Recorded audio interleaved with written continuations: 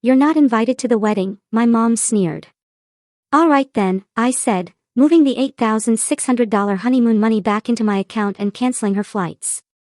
By dawn, 28 missed calls, and one message ended it all. Can you imagine the crushing betrayal of your own family? For years, I was the steady one, the protector, especially for my younger sister, Rebecca. I poured my heart, thousands of dollars, and countless hours into planning her dream wedding. But then, my own mother, Deborah, looked me straight in the eye and delivered the words that shattered everything: "You're not welcome at the wedding." How could this happen? Growing up, I was always the responsible one, the practical big sister to Rebecca. While I was tying her shoes and guiding her through high school drama, Mom made no secret of her favoritism. Rebecca, with her bubbly personality and artistic talents, was the golden child. I was just the one who needed to lighten up. Dad, Thomas, always chose peace over confrontation, especially when Mom's behavior got out of hand. So, by default, I became the family problem solver. Roof leaks. I handled repairs. Piled up bills. I quietly covered them from my savings. This pattern just carried on into adulthood. I helped Rebecca financially through her art history degree. When my parents' contributions fell short, I stepped in. It was ironic, really, managing multi-million-dollar portfolios for clients as a financial consultant in Boston, yet still expected to manage my own family's finances. But honestly, helping Rebecca pursue her dreams brought me genuine joy. When she met James Wilson, a great guy from a wealthy but unpretentious family, I knew instantly they were perfect. Their engagement after 2 years surprised no one. Rebecca called me, screaming with excitement. "Lisa," he proposed. "You're going to be my maid of honor, right? I can't do this without you." Of course, I said yes. I was already picturing her perfect day. The initial planning was everything I'd imagined. Rebecca and I spent weekends browsing venues, discussing color schemes, creating endless Pinterest boards. My apartment was full of bridal magazines and fabric swatches. I took detailed notes, obsessed with making her vision a reality. The first sign of trouble hit at a family dinner, meant for discussing budgets. Mom arrived with a leather-bound wedding planner I'd never seen. "I've already put deposits down on the Clayton Hotel," she announced before anyone had even touched their salad. They only had one date open, so I snatched it up. Rebecca looked surprised but pleased. "Mom, that's so generous." But Lisa and I were still comparing venues. Mom just patted her hand, shooting me a triumphant glance. "Darling, the Clayton books up a year in advance. We're lucky they had a cancellation. Besides, I've always imagined your wedding there." That was just the beginning. Within weeks, Mom had completely taken over. She went from an occasional participant to a full-blown wedding dictator. Vendors I'd spent hours researching were dismissed for her friends' recommendations. The color scheme Rebecca and I had lovingly chosen was suddenly too drab. "It's fine," Rebecca assured me when I expressed concern.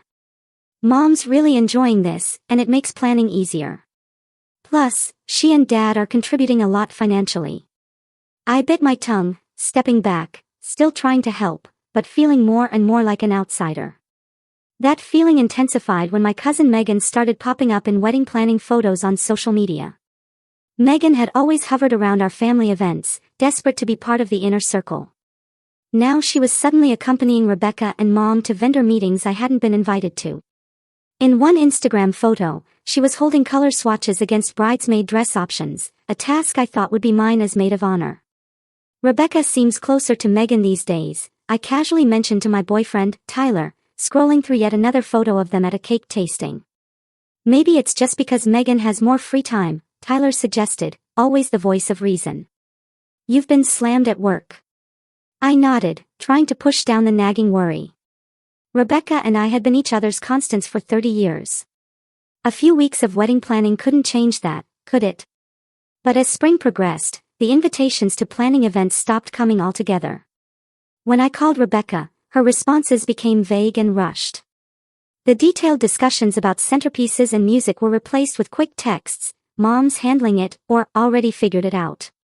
Meanwhile, I was still financially contributing, paying the deposit for the photographer Rebecca loved, but Mom thought was too expensive, ordering custom welcome baskets for out-of-town guests, and secretly arranging what I hoped would be the perfect wedding gift, a luxury honeymoon to Bali, first-class flights, a private villa with ocean views. I told myself everything would return to normal after the wedding. This was just a stressful time, and soon we'd laugh about Mom's wedding takeover over wine. I had no idea how wrong I was. The day I found out I wasn't invited to Rebecca's wedding dress shopping was a punch to the chest. I heard it from a coworker, Natalie, who happened to be friends with the boutique owner. "How was Rebecca's appointment yesterday? Sandra mentioned your sister found the one right away." I froze, coffee cup halfway to my lips. "What appointment?" Natalie's expression shifted, uncomfortable.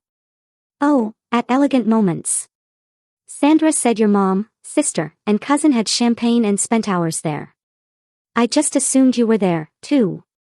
I mumbled something about a last-minute work emergency and escaped to the bathroom, staring at my reflection, trying to make sense of being excluded from such an important moment. Rebecca and I had talked about wedding dress shopping since we were teenagers, pretending pillowcases were veils. That evening, I called Rebecca, my voice carefully controlled. "How was dress shopping?" A pause. "Oh, it just happened really fast. Mom had an appointment, and it wasn't supposed to be the actual shopping day, just a preliminary look. Megan was free, and we needed a third opinion." "I could have made myself free," I said quietly. "You could have asked." "Lisa, don't make this a big deal. There will be plenty of other wedding stuff you can be part of." But the other wedding stuff never materialized. The bridal shower was organized without my input, though I was asked to contribute financially to the venue. Megan took over the bachelorette party, choosing a destination I knew Rebecca wouldn't truly enjoy. My suggestions, based on 30 years of knowing my sister, were dismissed as not what Rebecca wants anymore. Still, I continued to support from the shadows. I finalized the honeymoon arrangements, spending $8,600 on first-class flights, luxury accommodations, and special experiences. I imagined Rebecca's face when I presented the surprise at the rehearsal dinner, picturing the hug and the return of our sisterly bond. Meanwhile, the distance between us grew. Rebecca began declining our traditional Sunday brunches, always a different excuse. When we did speak, our conversations felt scripted and shallow. "Is everything okay between us?" I finally asked directly after weeks of increasingly sporadic communication. "Everything's fine. I'm just super busy with wedding stuff," she replied, not quite meeting my eyes. "Mom's been amazing handling all the details." Then, at a family gathering in May, just 2 months before the wedding, I overheard a conversation that made my blood run cold. I'd stepped into the kitchen to refill my water glass when I heard my name from the adjacent dining room. "Lisa's always been difficult," my mother's voice carried clearly. "Rebecca's finally seeing it now. Always has to control everything, make everything about her accomplishments." "It must be hard for Rebecca," Megan responded, her voice dripping with fake sympathy, especially during her wedding when she should be the center of attention. "Exactly. That's why we've had to minimize her involvement for Rebecca's sake." I stood frozen, water overflowing my glass as their words sank in. My own mother was actively working to exclude me from my sister's wedding, painting me as some sort of attention-seeking monster to anyone who would listen. That night, I broke down to Tyler, finally voicing the fears I'd been suppressing for months. What if they don't even want me at the wedding anymore? What if all this distancing is leading to something worse? Tyler pulled me close, his steady presence a stark contrast to my shaking hands. "That's not possible. You're Rebecca's sister, and you've done nothing but support her. But what if Mom has convinced her otherwise? You don't know how persuasive she can be, how she twists things." "Then you need to talk to Rebecca directly," Tyler said firmly. "No more guessing, no more hoping it will get better on its own. You need to have a real conversation about what's happening." He was right. The situation had deteriorated too far for passive acceptance. I texted Rebecca the next morning. "Need to talk about the wedding and our relationship. Can we meet tomorrow?" Her response came hours later, really busy with wedding stuff. "Come to Mom and Dad's on Thursday at 7 o'clock. We can talk then." Those 5 days were among the longest of my life. I rehearsed what I would say, how I would calmly express my hurt without accusation. I reminded myself that Rebecca might be caught in the middle, pressured by our mother's strong personality. I arrived at our parents' house Thursday evening with a heart full of hope for reconciliation and clarity. I had no idea I was walking into an ambush that would shatter my relationship with my family and force me to redefine what loyalty and self-respect truly meant. The evening air felt unusually still as I parked outside my parents' colonial-style home. The familiar driveway where Rebecca and I had played hopscotch as kids now felt like foreign territory. I checked my reflection, straightened my blouse, and took a deep breath before heading to the front door. Mom answered before I could even ring the bell, her expression unreadable. "We're in the living room," she said curtly, turning without waiting for my response. The scene inside felt staged. Dad sat in his usual armchair, looking uncomfortable and slightly gray. Rebecca perched on the edge of the sofa, eyes down, fingers twisting in her lap. Mom positioned herself standing behind Rebecca, one hand on the sofa back in what looked like a protective stance.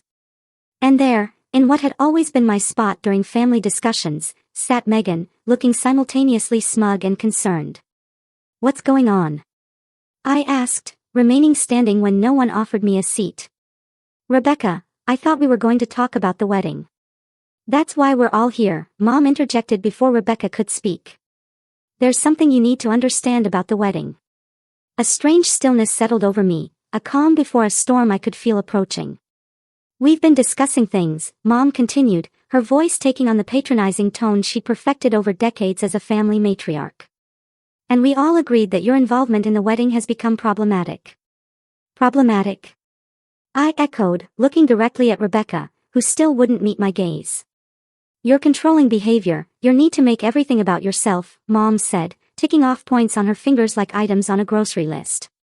"The way you've tried to overshadow Rebecca's special time with your opinions and your financial contributions." I felt as though I'd stepped into an alternate reality. "Rebecca," I prompted, desperate for my sister to speak for herself. She finally looked up, her expression a mixture of guilt and rehearsed resolve. "It's just been really stressful, Lisa. Every time you get involved, there's tension." Mom thinks." "Mom thinks?" I repeated softly. "What do you think, Rebecca?" Before she could answer, Mom stepped forward, placing herself partially between us. "What Rebecca thinks is that her wedding should be a happy occasion. And frankly, your presence would make that impossible." The room seemed to tilt slightly as her words registered. "My presence at the planning? You mean?" Mom's lips curved into what can only be described as a smirk, satisfaction gleaming in her eyes at finally delivering the blow she'd been orchestrating for months. "We all agreed," she said, enunciating each word like she was savoring a fine wine. "You're not welcome at the wedding. Not as maid of honor, not as a bridesmaid, not as a guest. It's better for everyone this way." The silence that followed was absolute. I could hear the antique clock on the mantel ticking, marking seconds in a moment that felt endless. Dad shifted in his chair, but said nothing. Megan had the decency to look at the floor. And Rebecca, my sister, my best friend since her first breath, sat in complicit silence, effectively ending 30 years of sisterhood. "I see," I said finally, surprised by the steadiness of my own voice. "And when was this decision made?" "We've been moving this direction for months," Mom replied, clearly pleased by my calm reaction, mistaking shock for acceptance. "Rebecca asked Megan to be her maid of honor weeks ago. We just needed to make it official."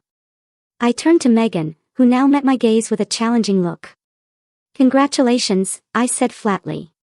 "It's nothing personal," she replied. The lie was so transparent, I almost laughed at the absurdity. Nothing personal about replacing me in my sister's wedding. In my sister's life. "Rebecca," I tried one more time. "Is this really what you want?" Mom answered again. "Rebecca wants a drama-free wedding. You've always been too controlling, too opinionated. Everything has to be your way. The venue wasn't good enough. The caterer wasn't up to your standards." "That's not true, and you know it." I interrupted, feeling the first crack in my composed facade. "I've supported every decision, even when I wasn't consulted. I've contributed thousands of dollars without being asked." "See, there it is." Mom pointed accusingly. "Throwing your money in our faces." Using your financial contributions to control the wedding. That's exactly why you can't be there. I looked at my father, silently pleading for him to say something. Anything. He met my eyes briefly, then looked away, his lifelong pattern of avoiding conflict winning out. Even now. A strange calm settled over me then, a clarity cutting through the hurt and confusion. This wasn't a misunderstanding. This wasn't something that could be fixed with a heart-to-heart. This was a carefully orchestrated exclusion, months in the making. Good to know, I said simply. I turned and walked toward the door, my movements mechanical. Behind me, I heard Rebecca call my name once softly, but no footsteps followed. No one tried to stop me. The drive home passed in a blur. Streetlights smeared like watercolors as unexpected tears filled my eyes. I pulled over twice when the road became too blurry to navigate safely. My phone buzzed repeatedly, but I couldn't bring myself to look. When I finally reached my apartment, Tyler was waiting, his face full of hopeful expectation that crumbled the moment he saw me. What happened? He asked immediately, pulling me into a hug. The whole story poured out in disjointed fragments between sobs. The ambush, Mom's cruel smirk, Rebecca's betrayal, Dad's silence, Megan's triumph. They can't do this. Tyler said when I finished, outrage clear in his voice. You're her sister. You've done nothing but support her. Apparently, that doesn't matter, I whispered, emotional exhaustion beginning to set in. Mom's been working on this for months, turning Rebecca against me, making me out to be some kind of villain. What are you going to do? Tyler asked, his hand warm against mine. I stared out the window at the city lights below, feeling hollow, yet somehow lighter, as if the worst had happened. And now I could begin to rebuild. I don't know yet, I admitted, but I know I deserve better than this. All of this. What I didn't realize then was that the confrontation that evening wasn't the end of the story. It was merely the setup for what would come next, both the depths of betrayal and the unexpected path to healing that would follow. In the coming days, sleep eluded me. I lay awake replaying the scene at my parents' house, analyzing every word, every look, searching for something I might have misunderstood or misinterpreted. But the memory of my mother's satisfied smirk as she delivered her verdict left no room for ambiguity. By 4 a.m., I'd given up on sleep entirely. Sitting at my kitchen table with a cup of tea growing cold beside me, I began to catalog all I had contributed to Rebecca's wedding, the photographer deposit, the custom welcome baskets, the string quartet I'd arranged as a surprise. The list grew longer. Then, the honeymoon, the crown jewel of my gifts to my sister and James, first-class flights to Bali, the private villa, the special experiences. All told, I'd contributed over $15,000 to a wedding I was now banned from attending. The first light of dawn was breaking when I made my decision. I opened my laptop and navigated to my banking app. With steady fingers, I transferred the $8,600 honeymoon fund back to my personal account. Next, I logged into the airline and resort websites, methodically canceling each reservation. I sent a brief, professional email to the travel agent handling the special experiences, explaining that the plans had changed. My phone had been buzzing intermittently throughout the night, but I hadn't looked at it. Now, I checked the notifications. 3 missed calls from Rebecca, 12 from Mom, even 1 from Dad, which was unusual. There were multiple texts, most from Mom, ranging from defensive, "You're making this all about you again," to accusatory, "After everything we've done for you." Nothing that indicated remorse or reconsideration. I made one last call to my credit card company. "I need to report some unauthorized charges," I explained to the representative. "Family members have been making purchases without my permission." It wasn't entirely accurate, but it wasn't entirely untrue either. I'd never explicitly authorized my mother to use my card information for the additional wedding favors she'd ordered last month, or the upgraded linens she'd insisted upon. By 7 a.m., I'd methodically untangled my financial ties to Rebecca's wedding. I sent a brief email to my boss explaining I needed a personal day, then turned off my phone completely. The sudden silence felt both terrifying and liberating. I spent the morning walking through the public gardens, trying to process the magnitude of what had happened.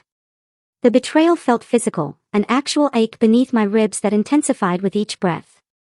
Rebecca and I had shared everything for 30 years, secrets, dreams, sorrows, celebrations. How could she sit silently while Mom banished me from her wedding? How could she replace me with Megan, of all people? Around noon, I met my best friend, Olivia, for lunch. I hadn't planned to tell her everything, but one look at my face and she knew something was catastrophically wrong. "They did what?" she exclaimed when I finished explaining, loud enough that neighboring tables turned to look. "Your own mother said that to your face."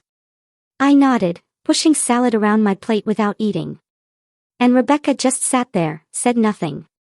Olivia's outrage was validating after hours of self-doubt. She tried to speak once or twice, but Mom kept interrupting, and she didn't stop any of it. I trailed off, the hurt still too raw to articulate fully. Olivia reached for my hand across the table. "Lisa, there's something you should know. I didn't tell you before because I didn't want to upset you, but now I think you need to hear it." My stomach tightened. "What is it?" "Your mom has been saying things about you for months now." Olivia looked uncomfortable. "At Rebecca's engagement party, she told my mother that you were jealous of Rebecca's happiness. And at the Williams dinner party last month, she mentioned how concerned everyone was about your fragile emotional state, and how the family was walking on eggshells around you." I stared at her, stunned. "What? Why would she say that?" "I don't know, but she's been planting these little seeds with everyone in your social circle. Small comments, concerned looks. Nothing direct enough to seem malicious, just enough to create this impression that you're unstable, somehow difficult." Olivia squeezed my hand. I shut it down whenever I heard it, but I'm not everywhere. My mother's voice echoed in my memory, your controlling behavior, your need to make everything about yourself. She hadn't just been turning Rebecca against me. She'd been systematically undermining me with everyone we knew. But why? I whispered, more to myself than to Olivia. What did she gain from this control? Olivia said simply, "You're successful, independent, financially stable. You have what she never did. My mom always said your mother seemed jealous of you, even when we were kids." The pieces began to align in a new pattern, illuminating decades of small cruelties and manipulations I'd normalized or excused, the times Mom had forgotten to tell me about family events, the backhanded compliments about my career, "It's amazing you've done so well without a husband to support you," the way she subtly reminded Rebecca of every childhood slight while glossing over all I'd done to support and protect my sister. "I've been so blind," I said finally.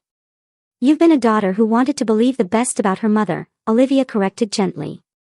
"That's not blindness. That's love." By the time I returned home that afternoon, I felt different. Still hurt, but clear about what was happening and what I needed to do. I turned my phone back on and watched as notifications flooded in. 28 missed calls in total. Voicemails ranging from my mother's cold fury to my father's uncomfortable attempts at peacemaking. And one message from Rebecca, sent at 3:42 a.m., that changed everything. "I'm so sorry, Lisa. Mom's been lying to me about you for months. James and I just found out what she did with the honeymoon reservations. Please call me. Please. I need my sister back." I stared at Rebecca's message for a long time, my thumb hovering over the call button without pressing it. The raw emotion in her text felt genuine. But after months of manipulation and yesterday's brutal confrontation, I wasn't ready to dive back into the chaos without understanding more. The other messages painted a picture of family implosion. Mom's voicemails evolved from righteously indignant, "How dare you cancel the honeymoon after promising it as a gift," to threatening, "You've left me no choice but to tell everyone about your behavior," to an unconvincing attempt at reconciliation, "We can still fix this if you apologize." Dad's messages were fewer and more subdued. "Your mother is very upset," he said in one, background noise suggesting he was calling from his car to avoid being overheard. "I didn't know about any of this until yesterday. Please call when you can." Other family members had begun weighing in, too. My Uncle Robert, always Mom's ally, left a stern lecture about respecting parents. My grandmother asked in her wavering voice if I was feeling all right, clearly having received Mom's version of events. But there were unexpected supporters, too. Aunt Catherine, who rarely involved herself in family drama, left a surprisingly forceful message, "I've watched your mother do this before, Lisa. She did the same to me with your father. Call me. We need to talk. I decided to start there, calling my father's sister back first. Oh, Lisa, Aunt Catherine's warm voice filled the line immediately. I've been so worried. Are you all right? Not really, I admitted. I don't understand what's happening, Aunt Kath. Why would Mom do this? Because you threatened her, she said simply. You always have, since you were little. So capable, so independent. Deborah needs to be needed, to control everything. When that's challenged, she reacts. By turning my sister against me, by banning me from the wedding.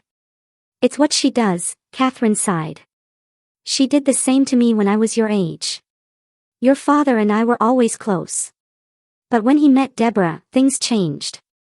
She created conflicts that didn't exist. Told your father I'd said terrible things about her. By their wedding, I wasn't welcome either. I sat down heavily, processing this revelation. Dad never told me that. Thomas has always chosen peace over confrontation, especially with your mother. We eventually reconciled, but only years later, and never like before. Her voice softened. But this isn't about old history.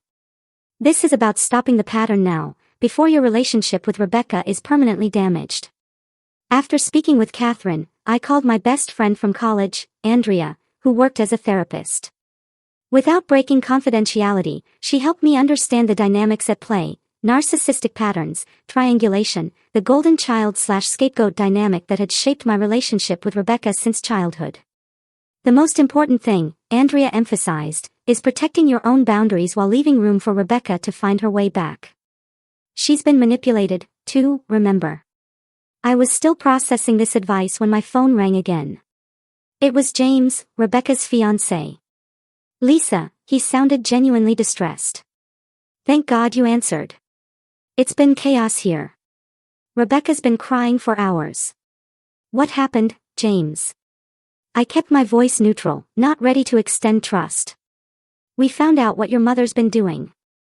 The lies she's been telling. The emails she altered. Lisa, Rebecca never knew you were excluded from dress shopping. Your mom told her you couldn't make it. Showed her texts from you canceling. What? I never sent any texts. We know that now. Your mother apparently created fake conversations to show Rebecca, making it look like you were too busy or didn't care about wedding activities. His voice hardened.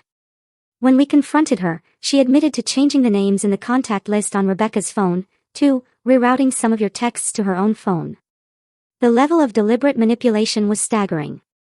But yesterday at the house, Rebecca thought that meeting was to reconcile things. Your mother told her you'd been saying horrible things about the wedding, that you needed to hear how hurt everyone was. She never expected what actually happened. My head was spinning. Why is she telling me this through you? Because she's terrified you'll never speak to her again.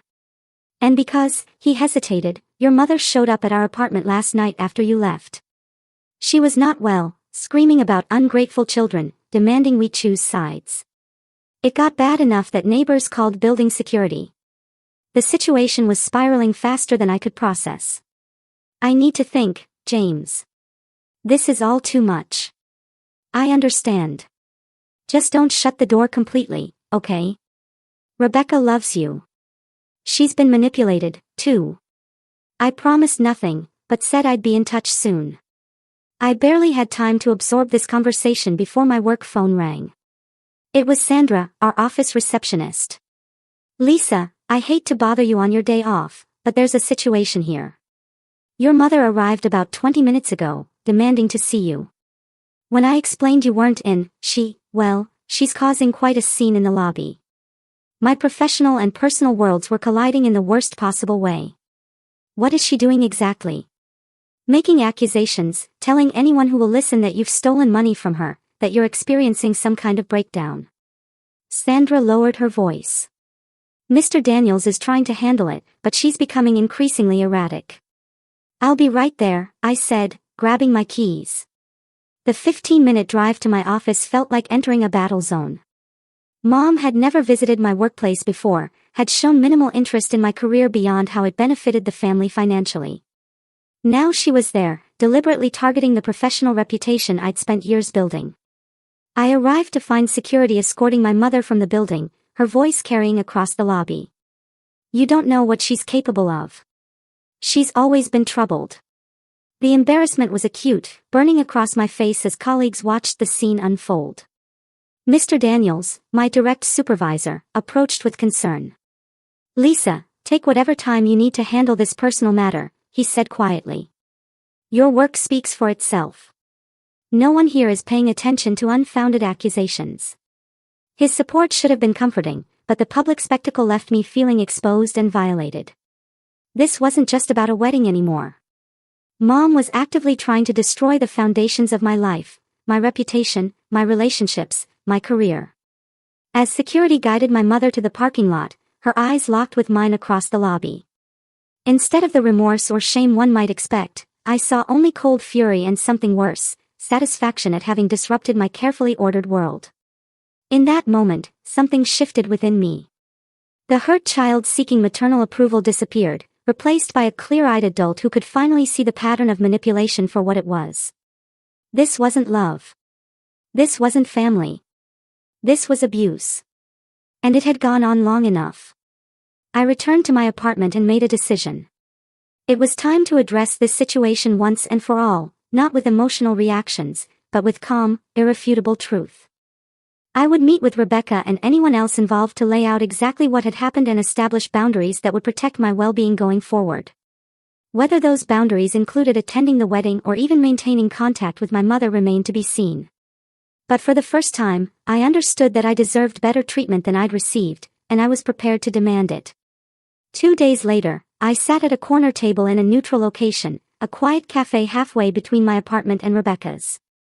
I'd arrived early to settle my nerves, arranging printed evidence in a folder beside me, screenshots of original texts that contradicted Mom's fabricated ones, email confirmations of wedding arrangements I'd made, bank statements showing my financial contributions. Rebecca arrived alone, looking smaller somehow, her usual confidence diminished.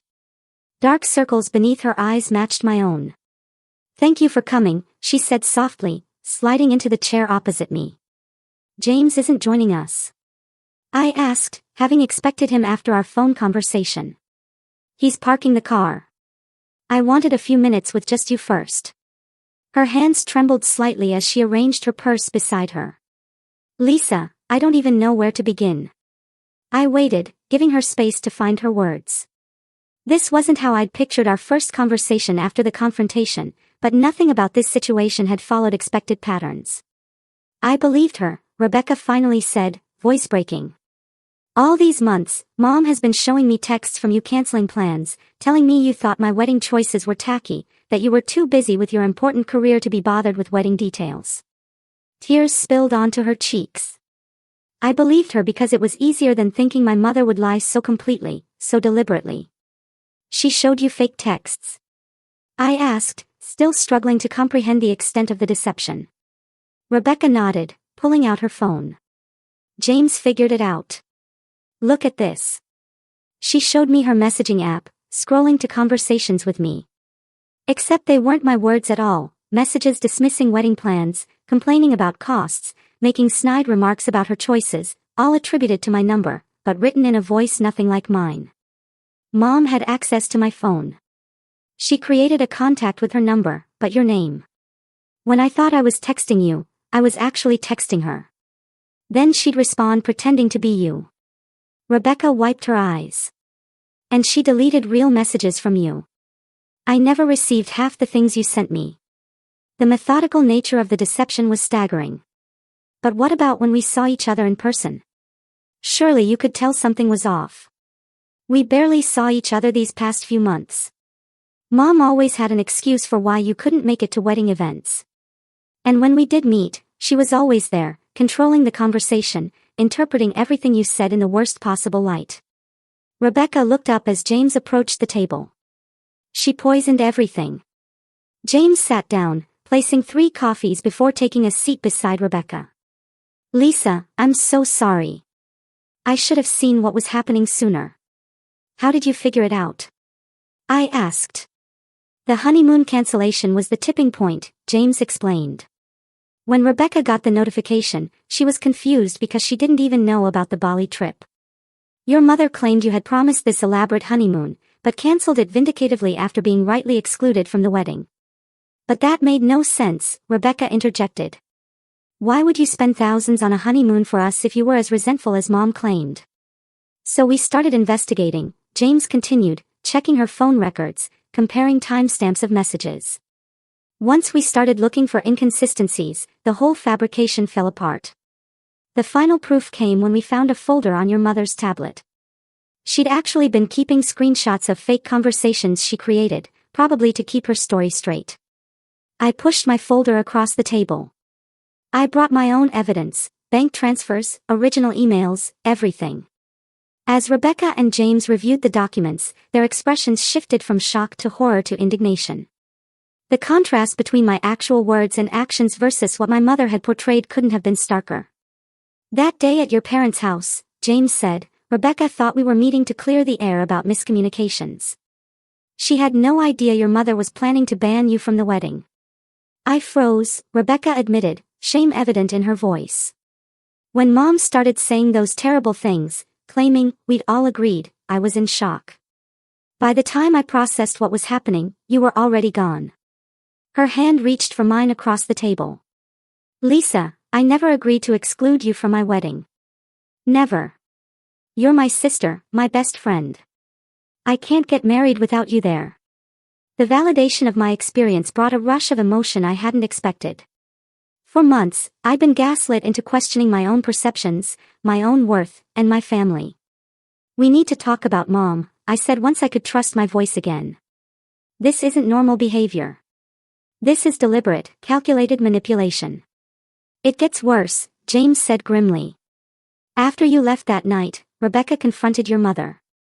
The things she said, the venom, it was like watching someone transform into a different person. Rebecca nodded. She admitted to everything, but with no remorse. She said she was protecting me from your negative influence. When I said I wanted you back in the wedding, she threatened to withdraw all financial support and tell everyone in the family I was having a pre-wedding breakdown. Just like what she's been saying about me, I murmured. Exactly, James confirmed. It's a pattern she uses to discredit anyone who challenges her. We spent the next hour mapping out the full extent of my mother's manipulation, the altered texts, the diverted invitations, the rumors spread throughout our social circle, the financial control.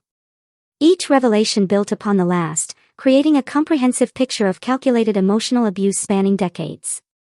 I've arranged a meeting, I finally said, with Dad, Aunt Catherine, and a few other family members who need to hear the truth. A neutral family intervention of sorts. When? Rebecca asked. Tomorrow evening. Will you come? She nodded without hesitation. Of course. It's time everyone knew the truth. The family meeting the following evening was both difficult and necessary. We gathered in Aunt Catherine's living room, myself, Rebecca and James, Dad, Aunt Catherine and Uncle Paul, and our maternal grandmother Martha, who had specifically asked to be included after receiving concerning calls from Mom. I presented the evidence methodically, without emotion, the fake texts, the financial records, the witness accounts of Mom's public behaviors.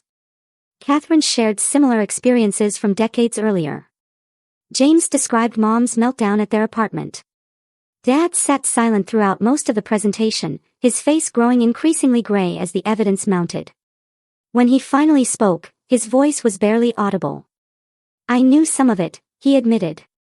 Not the extent, but enough that I should have done something long ago. He looked at me with eyes full of regret.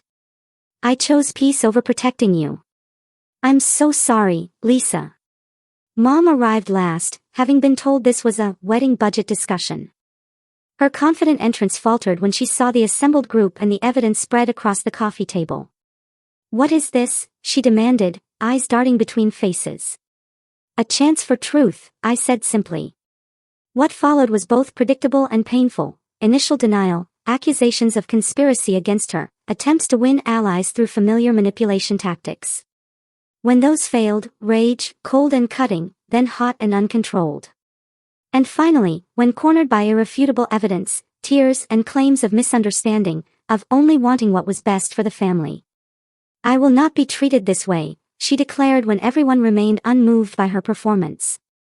"After everything I've done for this family, for Rebecca's wedding." About the wedding, Rebecca interrupted, standing to face our mother directly. "Lisa will be my maid of honor, as I always wanted. If you can't accept that and behave respectfully toward her, then you will have a severely limited role in both the wedding and our lives going forward." Mom's face contorted with shock. "You would choose her over your own mother?" "I'm choosing truth over manipulation," Rebecca replied steadily. "I'm choosing health over toxicity. Your father will never allow this." Mom turned to Dad, expectation clear in her expression. For perhaps the first time in their marriage, Dad didn't yield to keep the peace. "Deborah, enough. Look at what you've done. Look at the evidence. This stops now." The intervention didn't end with a neat resolution. Mom left in a fury, promising consequences for our betrayal. But something fundamental had shifted. The pattern of manipulation had been exposed, named, and rejected by those it was designed to control.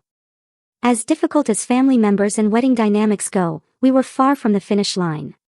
But for the first time, I felt we were all walking in the same direction, toward truth and healthier relationships, regardless of what that might mean for the wedding, now just weeks away. The week before Rebecca's wedding arrived with a tentative new normal establishing itself within our fractured family. After the intervention, Mom had cycled through various tactics: icy silence, tearful pleas for understanding, rage-filled accusations, and finally a grudging outward acceptance of the new boundaries we'd established. Dad had surprised us all by standing firm in his support of Rebecca's decision to reinstate me as maid of honor. After decades of choosing peace over confrontation, he seemed to have found a reserve of strength none of us knew he possessed. "I should have protected you both long ago," he told me during a private conversation on my apartment balcony, city lights twinkling below us. I convinced myself that saying nothing was the same as keeping the peace. I was wrong. "Why now, Dad?" I asked gently. "What changed?" He stared into his coffee cup for a long moment. Seeing it all laid out like that, the deliberate nature of it, I couldn't hide from it anymore. "And honestly, Lisa, I'm tired. Tired of walking on eggshells, tired of pretending everything is fine when it isn't." His vulnerability was both shocking and healing. This new version of my father, willing to acknowledge hard truths, to apologize, to change, gave me hope that genuine transformation might be possible. Rebecca and I had been rebuilding our relationship day by day, our bond bruised but not broken. We'd spent long hours talking through the manipulations that had driven us apart, grieving the months of sisterhood we'd lost. "I keep thinking about what would have happened if James hadn't discovered those fake texts," she said during one of our reconciliation brunches, restored to their rightful place in our weekly routines. "Let's not think about that," I suggested, squeezing her hand across the table. "We're here now." As for Mom, the family had presented her with clear conditions. She could participate in the wedding, but her role would be significantly restricted. No more unilateral decisions, no private conversations with vendors, no attempts to isolate or manipulate any family members. "And if I refuse these conditions," she'd asked, the word dripping with disdain. "Then you'll attend as a guest only, with no input on any elements of the ceremony or reception," Rebecca had stated firmly. To everyone's surprise, Mom had eventually agreed, though her compliance seemed more strategic than genuine. The flashes of resentment in her eyes, quickly masked by artificial pleasantness, told the true story. My own journey through this ordeal had been transformative in unexpected ways. The initial devastation had given way to clarity about family dynamics I'd normalized for too long. Working with a therapist specializing in family trauma, I'd begun to recognize patterns of enabling and people-pleasing in my own behavior that had made me vulnerable to manipulation. "Your worth isn't measured by what you provide to others," Dr. Marshall reminded me during a particularly difficult session. "Not financially, not emotionally, not practically." These words became a mantra as wedding preparations entered their final phase. I reinstated my role as maid of honor with a newfound sense of boundaries. Yes, I would help coordinate the bridesmaids and assist Rebecca with last-minute details. No, I would not deplete my savings or sacrifice my well-being to manage everyone else's emotions. I'd also rebooked a modified version of the honeymoon package for Rebecca and James, still generous, but scaled to reflect my new understanding of healthy giving. "This is a gift freely given, with no strings attached," I told them when presenting the revised itinerary, not a payment for inclusion or affection. The wedding day itself arrived sunny and clear, a beautiful contrast to the emotional storms of previous months. The ceremony was scheduled for 4 p.m. at the Clayton Hotel, leaving the morning and early afternoon for preparations. Mom maintained her promised behavior, though the effort visibly strained her. Her interactions with me were minimal but outwardly polite. Her attention focused on playing the role of mother of the bride perfectly for the gathering guests. As I helped Rebecca into her wedding dress, the one I hadn't been present to see her choose, I felt a momentary pang of loss for the uncomplicated joy this day should have held. Rebecca caught my expression in the mirror. "I wish we could erase the last few months," she said softly. "I don't," I surprised myself by responding. As painful as it was, it brought truth into the open. "We can build something healthier now." She turned to face me, radiant in ivory lace. "When did my big sister get so wise?" "Probably around the time my little sister got so brave," I replied, carefully adjusting her veil. The ceremony proceeded beautifully. I stood proudly beside Rebecca, holding her bouquet as she and James exchanged vows full of authentic emotion. Mom sat in the front row beside Dad, her composure perfect, her eyes occasionally meeting mine with unreadable emotion. It was during the reception that the most unexpected moment of healing occurred. As guests mingled during cocktail hour, I found myself momentarily alone near the gift table, adjusting some displaced cards. "The calligraphy is beautiful." Mom's voice came from behind me. "That was your doing, wasn't it?" I turned, braced for criticism disguised as a compliment, but her expression held something I rarely saw directed at me, genuine appreciation. "Yes," I answered simply. Rebecca mentioned loving hand lettering, so. Mom nodded, an uncomfortable silence stretching between us. Finally, she spoke again, her voice slower, less certain. "You've always noticed those details about people, what they love, what matters to them. I never had that gift." The admission, so small yet so significant coming from her, left me momentarily speechless. "The therapist Catherine recommended," Mom continued, looking anywhere but at me, "says I need to practice acknowledging others' strengths without feeling diminished by them." A brief, humorless laugh. "Apparently I have work to do in that area." "You're seeing a therapist?" I couldn't keep the surprise from my voice. "Your father insisted. After everything." She trailed off, then squared her shoulders. "I don't expect this to fix things between us. I know that will take time, if it's even possible, but I am trying." It wasn't an apology. It wasn't a transformation. But it was a tiny crack in the fortress of denial she'd built around herself. And for today, that was enough. 1 month after the wedding, our family began tentative group therapy sessions. Mom attended reluctantly at first, then with increasing willingness, as the framework gave her acceptable ways to express her needs without manipulation. Dad found his voice, gradually speaking truths long suppressed. Rebecca and I strengthened our sisterhood, now built on mutual respect rather than codependent patterns. My own healing journey continued independently as well. I established clearer boundaries in all relationships, not just with family.